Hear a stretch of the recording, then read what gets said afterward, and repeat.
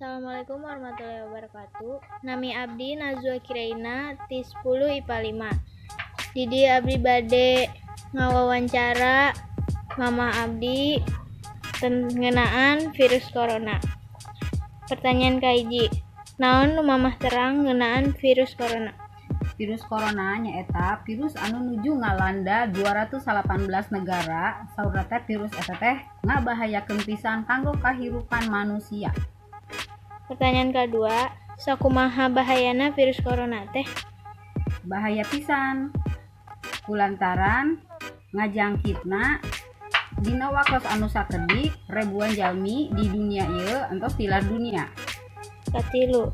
Coba carioskeun sababaraha gejala nu mamah terang. Gejalana saluran pernapasan kaganggu, tersumbat lah katakan.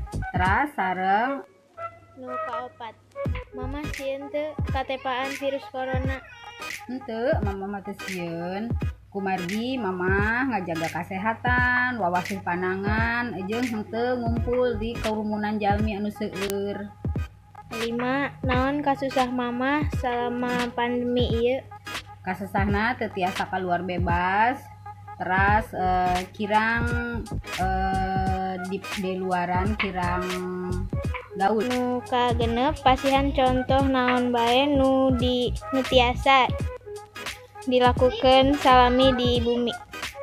Paling bersih-bersih di bumi, jeuseuh, ngagosok, sasapu, nya kitu we nu di bumi nu dilakukeun teh. Hatur nuhun.